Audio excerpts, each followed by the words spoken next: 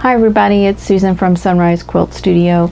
Today I am in my office doing the intro just because it is hot. It's 95 degrees, the humidity is 85%. My air conditioner has not shut off in days and is just too noisy down in the studio to record anything. So I'm doing the intro here. Now the project for this week is a Christmas in July project, and what I did was I pulled out the quilt top that I made in December for the 12 Days of Christmas quilt block project, and I quilted that. So that's what I'll be showing you today, is how I quilted it and how it came out, and I hope you enjoy it. Okay, I decided to do some more piano keys in the border of this quilt, but I'm doing them a little bit differently than I did before. These keys are still an inch apart, but they are also separated by a 1/4 inch channel. So it's like a 3/4 inch key plus the channel. So it's kind of a double piano key design. And I did that just to make it a little bit different, and it also helps because when I'm backtracking, I'm only backtracking that 1/4 inch in the border, so it's a little bit easier that way. And I did use my channel locks for that so that everything was perfectly straight. Now on the inner border I decided to do L's and E's.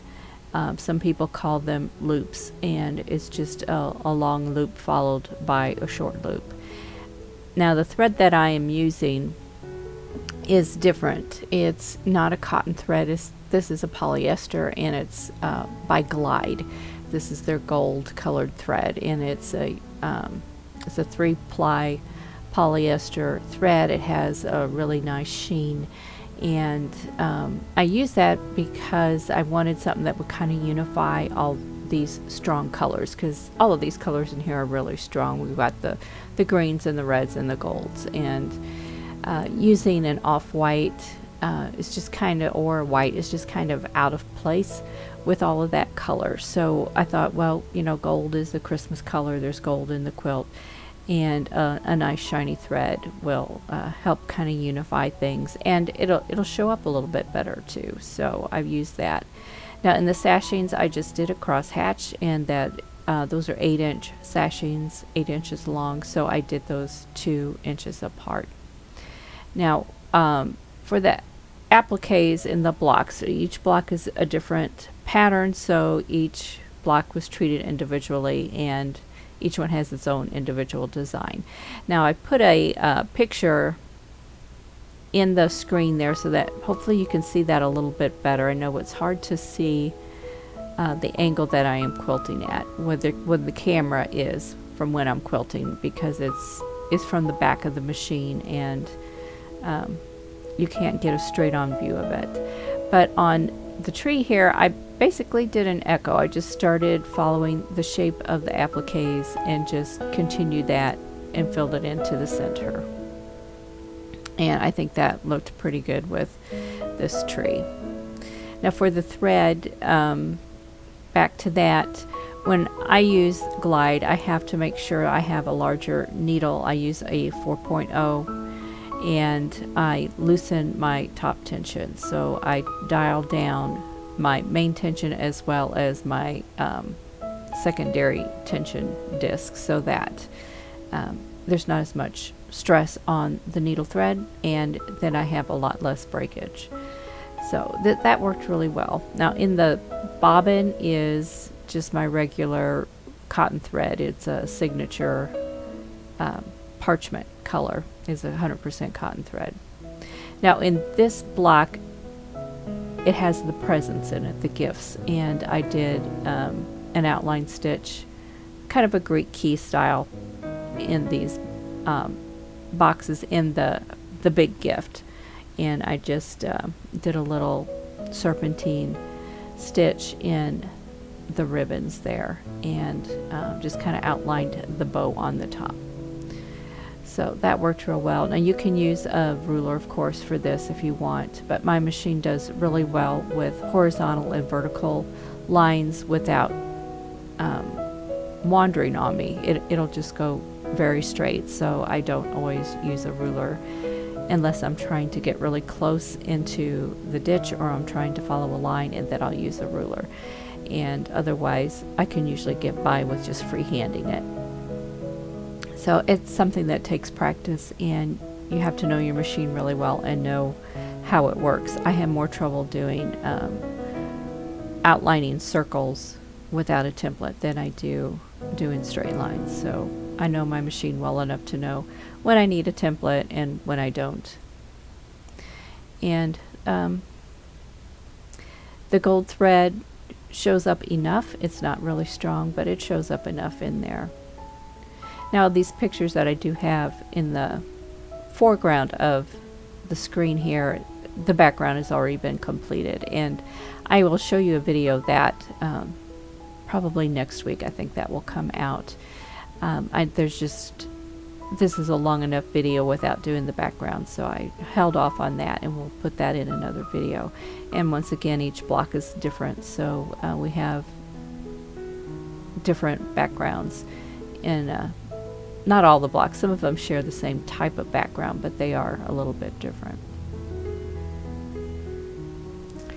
So there is the gift boxes, and the little box has just an outline stitch in the 4 quadrants instead of doing the Greek key type design in it. Since that was such a little space, I didn't feel it needed a lot more quilting than what I gave it.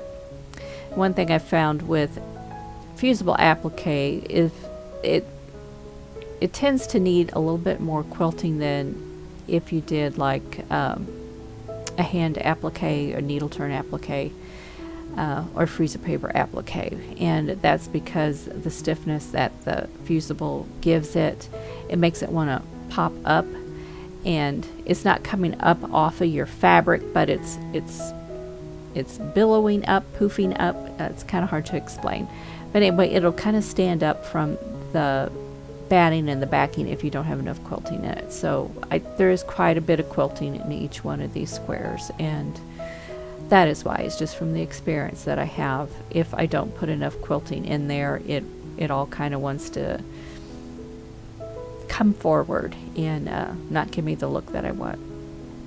Now on the stocking, I did an echo in the cuff, and then on the stripes, I'm just following the path of the applique here, and in this area I am stitching really close to the applique stitch, to the blanket stitch, and then I'm going out about an eighth of an inch to a quarter of an inch, and just doing another diagonal line there, and I'll do that throughout the entire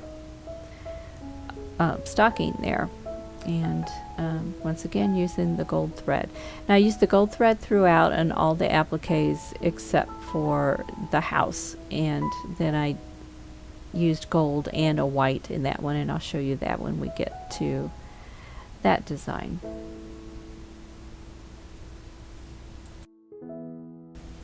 Another thing that I have discovered quilting on fusible web applique is that sometimes my needle wants to drag, my hopping foot wants to drag over that applique, and that has to do with the fusible in it, I believe. And so I tend to go a lot slower when I am quilting over a fusible applique than I would if there was no fusible in it, and that kind of helps with the drag. And also, if I try and go any too fast, I have a lot more thread breakage. So I slow down when I am quilting on fusible applique. Now here's the star. It's a 5-pointed star, and I kept this design really simple. I just did an outline stitch within the star points, and I didn't do anything else to it. And I felt that's pretty much all it needed. I kind of debated once I got done with that first round, trying to decide if I needed to put more quilting in it because of the poofing issue that I tend to have with fusible applique. But it seemed to be okay. I didn't want to rise up over the quilt any, so I just kind of left it go at that, and decided if once I took the quilt off the machine, if it was wanting to poof up, then I could just put it back on and add some more quilting. But it seemed to do fine, and I don't think I'm going to do anything other than what I've already done, but we'll see. I do have the quilt off the machine right now, and it's laying across a chair at the moment, and I do have to put it back on the machine to correct a different problem that I have, and I'll show you that when we get to that point. But here is the star block. That one is completed now, and you can see the background, how that is different from what I've done in the other blocks. And here is the Cardinal Block, and with this block I did more of an echo, and what I did was I echoed inside each individual applique piece here, except for the mask around his face and the beak. But each red piece that is a different fabric, I did echo within that to kind of keep the shape. Another thing I could have done was to quilt feathers within there, and more realistic looking feathers, not quilted feathers, but feathers that look like bird feathers. But I think this was small enough that I felt that would be just a little bit too fiddly, and I didn't want to put that much detail into this. I didn't feel like it needed it. This is kind of a folk artsy type quilt. It isn't a realistic quilt, certainly not a realistic bird, so I thought that this echoing would just be just about what it needed. So there's all different kinds of things that you can do when you're quilting something like this. You can make it look more realistic, you can echo it, you could just outline it, you could, or stitch in the ditch between the pieces. You don't have to go to the extent that I did with the quilting, and you could put a lot more quilting in it than what I did too. So it's all up to you. But I think these kinds of quilts are relaxing for me anyway, because they're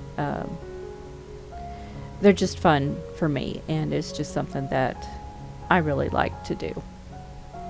Now for the poinsettia in the center, I just did a swirl, so I started in the center and I just quilted right over my thread tails there. Now you can stop and you can trim those off if you want to, because there's always the chance that they're going to get caught up in your hopping foot. But I've been lucky so far and I don't have that problem, and they're pretty easy to remove. Just clip them and just pull them out from underneath the stitching, and I don't usually have any problems with that.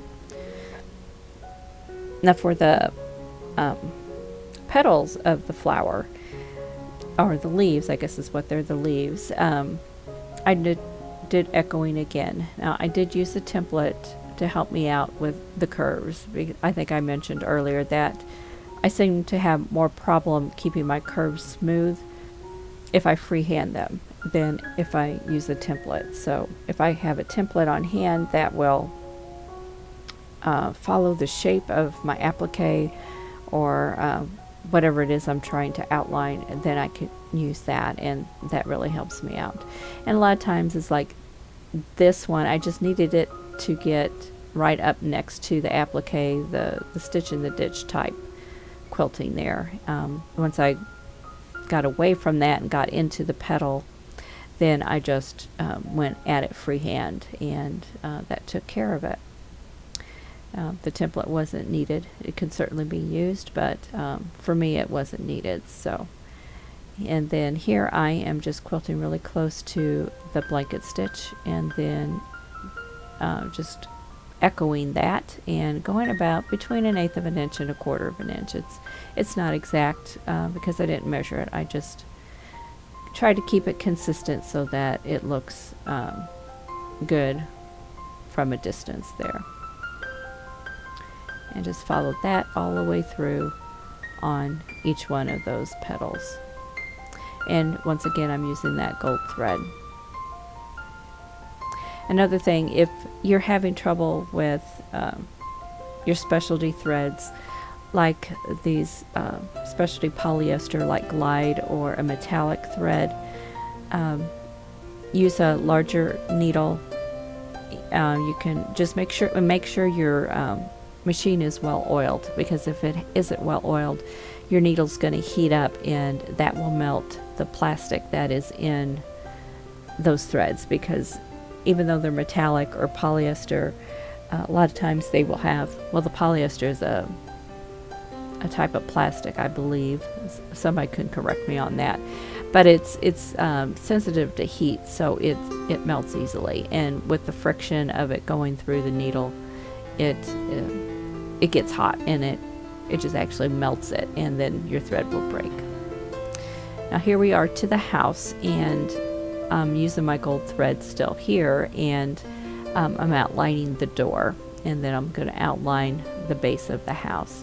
And I am tacking down the ends of that Angelina with that gold thread.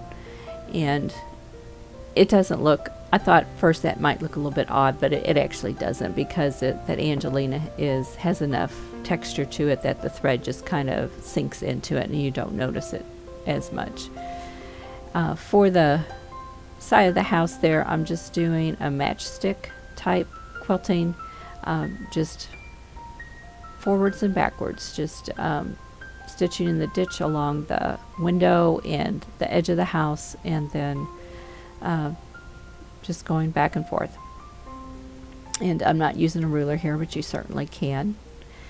And just going to fill in that whole space with that design. So that's some pretty dense quilting, but this is one that I noticed, especially the roof of the house, it was already puffing up, and felt it needed to be tacked down pretty well, so I did some heavy quilting in that. It isn't like heirloom heavy, it isn't micro stippling or McTabishing, but it's pretty, dense, so that will keep that all tacked down, and I think it will hold up really well. Now for the window here, I decided to divide it up to make it look like it's a double paned window, and so you can hopefully you can see that in the little photograph that's there in the corner, but that's all I did on that. And then when we get to the door, which we're coming to here pretty quick, I did more of an echoing design on that, so lots of echoing in this quilt, but when you're echoing specific shapes, it doesn't all look the same. Like if you had that 5-pointed star, if you had that in every single block and you just echoed around it in the background and you did it on every single block, then it looks, well, it's consistent, but it's the same design, and sometimes that kind of makes you lose interest. Your eye just sees it, and you don't look really close at each individual block. Where here, every block is a little bit different, so I think that will draw people's eye to it. Now here I switched over to the white Glide thread, so it's still the shiny thread. No, actually this is still the gold, because I'm doing the peak of the roof, and I just outlined that, echoed in that one after I outlined it. And now I'm going to switch over to the chimney, and I'm going to quilt that in a grid design to kind of mimic bricks, but I didn't stagger the joints in the brick, if you understand that. I just did a grid just to kind of simplify it.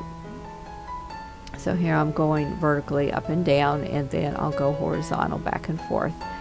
And so that's just a small grid on there. It's about 1/4 inch apart, each one of those lines. And just made a little grid over that chimney in the gold thread. Now I've switched over to the white Glide, and I'm going to quilt down the roof of the house. This has the Angelina on it, and that actually wasn't difficult to quilt over at all. It's the Angelina is slick in texture, even though it has a texture because of the fibers in it, but it doesn't make your hopping foot drag. So it was very smooth, and it went really well, I felt. Now I'm doing I'm doing a little kind of a serpentine design. I'm kind of following the shape, the outer shape of the roof there where the snow's kind of piled up. So just a little wavy line going through there, just back and forth.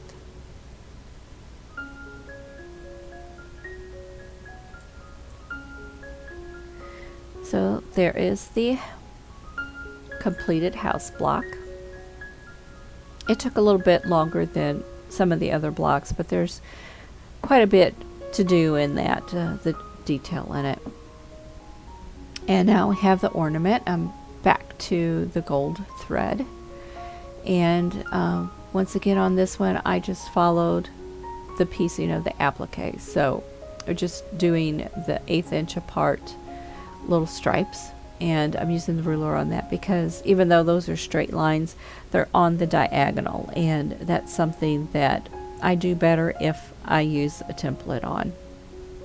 Now these first couple of stripes at the top, they are narrow enough that they really didn't need more than one line of stitching going through the middle of it, plus the ditching quilting on it. So I think that was plenty for those, and they're basically spaced, those lines of quilting are spaced the same as in the larger pieces, like this green stripe here.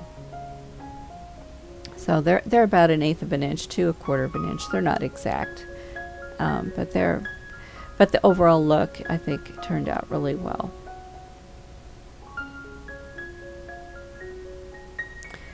So I'm just taking my time, and I really did enjoy quilting this. I got this all quilted in one day, which is really good for me, because with all of my issues with my back, quilting for over an hour is difficult. I tend to get a lot of back pain after about an hour, and I usually have to stop and take at least an hour break before I go back. And if I've taken a break from quilting, then I usually find something else to occupy my time, and I get distracted and I'm doing something else, and it's hard for me to get a quilt done in a single day because of that. But I just made it my goal to get that quilt done in one day, and I managed to do it. So also I stabilized all of these blocks ahead of time. I didn't show that because that's something that I think I've already shown several times in other quilts, but those blocks are stitched in the ditch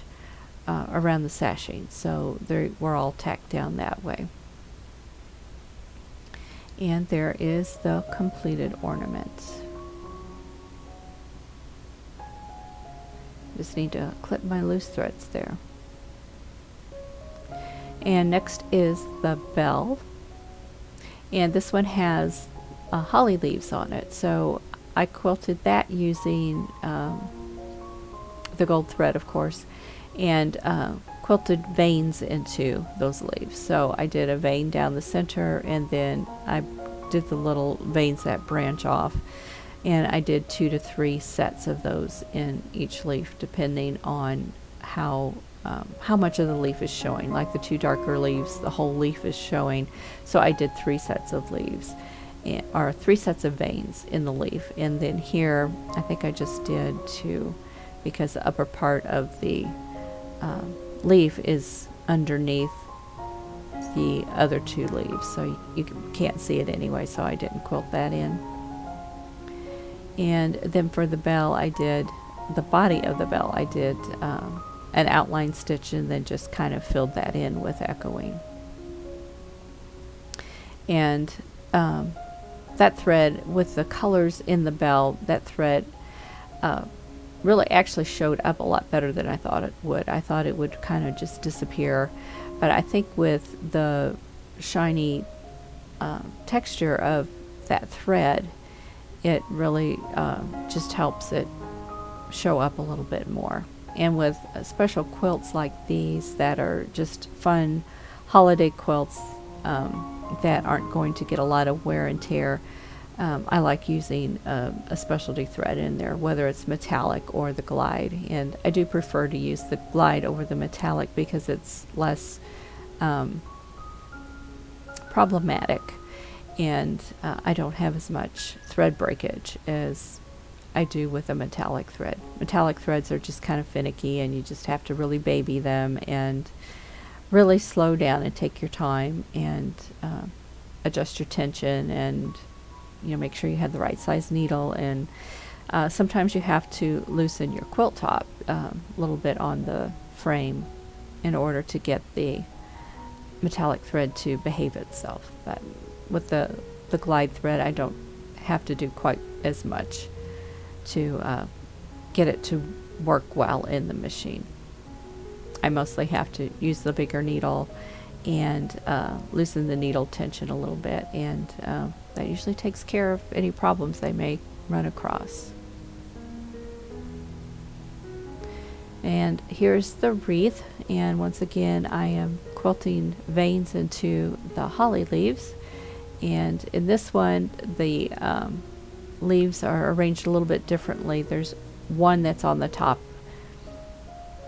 and the other two are underneath the top leaf, so that's about the only thing different other than the color. I quilted them the same, just a single vein down the center and then a couple smaller veins just branching off, and just backtracking across my veins as I go. And then I'm going to get into the body of the wreath, and on this one I debated a little bit on how to quilt it. I knew I wanted to quilt leaves in there, and I originally thought I'd do holly leaves, but holly leaves are a little more time consuming, and I don't do well making them small, and it needed something small in here, so I did just my basic leaf design that I do in borders and backgrounds and things. So I think it turned out okay, and the fabric has all of those holly leaves in it anyway, so I didn't feel like it really detracted from the Christmas theme of the quilt or the fabrics or anything. So I just went ahead and did my basic leaf pattern and just quilted that all the way through the circle there. And when you're doing something like this, you may find, as I did, that of course your inner circle is smaller than the outer part of the circle, so you may need twice as many leaves on the outside as you do on the inside. So as you can see, I've got the vine is kind of going through the center of the circle, and then the leaves are branching off, so there's close to twice as many leaves on the outside of that vein as there are on the inside, and that's just the way circles are. The center of the circle is smaller than the outside. So, and then I came back in and I filled in a few leaves around the holly leaves there, just to fill in space, because that area wasn't quilted and I felt it needed to be finished off a little bit better than that. Now the next couple of blocks, my SD card filled up and I didn't realize it, so I don't have any video of that, but I'm going to show you these blocks and talk through them a little bit. First we have the candle, and with that I started doing an echo in everything, and then when I got to the candle I decided to do some candle drips in there, and to kind of just accentuate the fact that this is a candle and it's lit and the wax would be dripping, so I added that to the design. And then for the angel I did a swirl in the head applique, and then I kind of just did some wavy lines for the wings, and just followed the same pattern for the dress of the angel, and just kind of let it go at that. So I just kept it pretty simple, just enough to accent and kind of enforce what each one of those applique pieces are. And I originally was going to draw a face on the head, and actually I did, and then I didn't like it, so I fused another piece of fabric over top of the head, and then did the quilting. Now I have to do the machine applique around it yet, but I can do that at another time. And here is the completed quilt. Still needs its binding, but this is it all quilted with the background all done too. And I will have a video showing you the background quilting next week, I hope. So I hope you enjoyed this video, and I hope you'll give it a thumbs up and subscribe and share it with your quilting friends. And I hope to see you in the next video. And in the meantime, stay safe and stay healthy. Thanks for watching. Thanks for watching. For more quilting ideas, click on the video links. And to keep up with my latest projects, click on the subscribe button. I hope to see you again soon.